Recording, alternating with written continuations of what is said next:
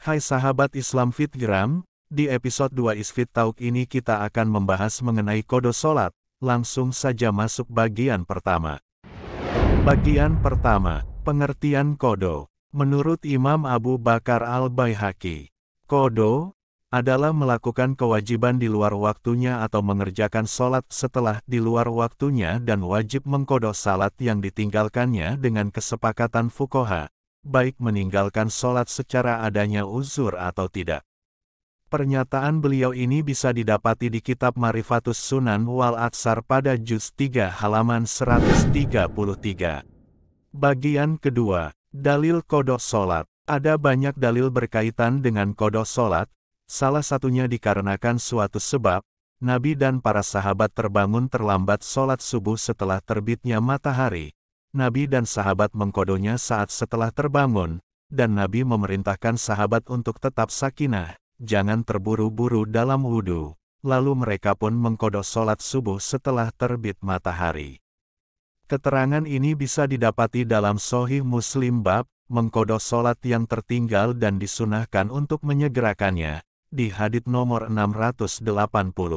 Hadits lain tentang qada sholat, yaitu hadits riwayat Bukhari dan Muslim, yang artinya, dari Anas bin Malik, siapa yang lupa melaksanakan suatu sholat atau tertidur dari melaksanakannya, maka kifaratnya atau tebusannya adalah melakukannya jika dia ingat.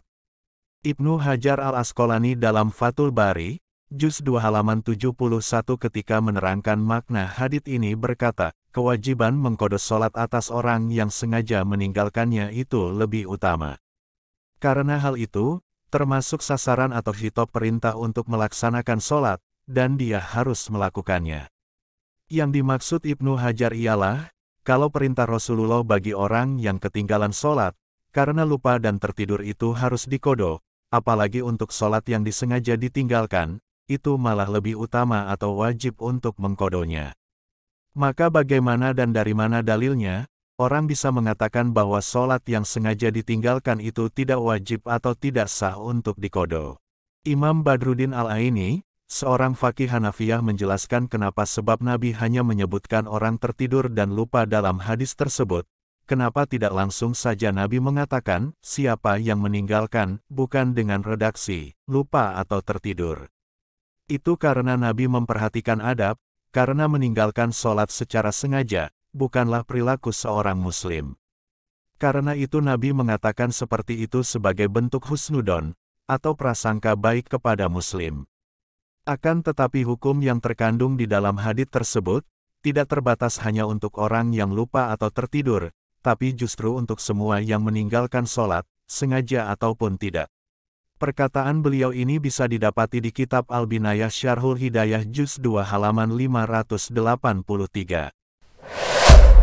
Bagian ketiga, hukum dan cara mengqada sholat. Hukum mengqada sholat adalah wajib menurut seluruh mazhab fikih yang termasuk Ahlus Sunnah wal Jamaah. Hukum mengqada sholat yang ditinggalkan. Dalam kitab Al-Fiqh, Ala Mazahibal Arba'ah juz 1 halaman 755 dijelaskan dalam bahasan qada sholat, hukum mengqada sholat fardu menurut kesepakatan tiga mazhab Hanafi, Maliki dan Hanbali adalah wajib, dan harus dikerjakan sesegera mungkin, baik sholat yang ditinggalkan sebab adanya uzur ataupun tidak. Sedangkan menurut Imam Syafi'i qada sholat hukumnya wajib, dan harus dikerjakan sesegera mungkin bila sholat yang ditinggalkan tanpa adanya uzur, dan bila karena uzur, qada sholatnya tidak diharuskan dilakukan sesegera mungkin. Cara mengqada sholat. Langsung saja kita simpulkan cara mengqada sholat menurut pendapat para ulama. Secara umum cara melakukan qada sholat adalah dengan cara. Pertama, tentukan jumlah sholat yang diduga kuat dengan yakin telah ditinggalkan. Kedua, tulis rinciannya di catatan atau buku, misal sholat zuhur ditinggalkan sekian kali, sholat subuh ditinggalkan sekian kali, dan seterusnya. Ketiga, lakukan qada sholat sampai jumlah yang ditentukan di awal terpenuhi, bisa dalam jangka waktu sehari, beberapa hari, beberapa minggu, beberapa bulan dan seterusnya, sesuai kemampuan masing-masing, dan tergantung jumlah sholat yang ditinggalkan, diusahakan dalam jangka waktu yang pendek. Metode ini disarikan dari kitab Marifatus Sunan wal Atsar, Juz 3 halaman 133. Yang artinya, adapun orang-orang yang tidak tahu hitungan sholat yang ia tinggalkan, maka ulama Malikiyah, Syafi'iyah dan Hanabilah sepakat, ia harus mengkodonya sampai ia yakin tanggungannya sudah lepas dari kewajiban fardu, dan tidak perlu menentukan waktunya, melainkan cukup menentukan niatnya saja.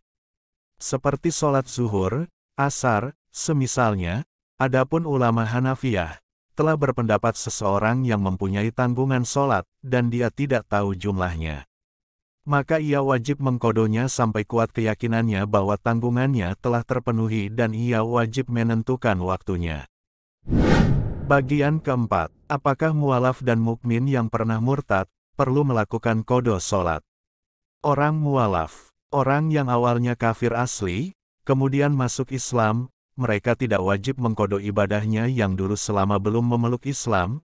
Keterangan ini seperti telah dijelaskan oleh Imam Suyuti dalam kitab Al-Hawi lil Fatawi yang mengutip pendapat Imam Nawawi dalam Syarah Muhadab, yang menjelaskan bahwa orang kafir yang asli, tidak wajib menjalankan sholat, puasa, zakat dan sebagainya, maksudnya tak ada tuntutan menjalankannya di dunia, maka ketika ia masuk Islam, tak wajib mengkodo ibadahnya tatkala ia masih belum Islam. Orang mukmin yang pernah murtad, dan diwajibkan sholat bagi orang murtad, juga mengkodonya setelah dia masuk Islam, termasuk masa gilanya, bila semasa murtad dia pernah gila. Kewajiban kodo bagi murtad sebagai balasan, menambah berat atas kemurtadannya.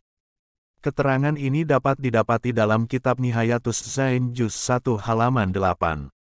Pendapat ini didasarkan pada ayat Al-Quran Surat Al-Anfal ayat 38, yang artinya, katakanlah kepada orang-orang yang kafir itu, jika mereka berhenti dari kekafirannya, niscaya Allah akan mengampuni mereka tentang dosa-dosa mereka yang sudah lalu, dan jika mereka kembali lagi, sesungguhnya akan berlaku kepada mereka sunatullah terhadap orang-orang dahulu.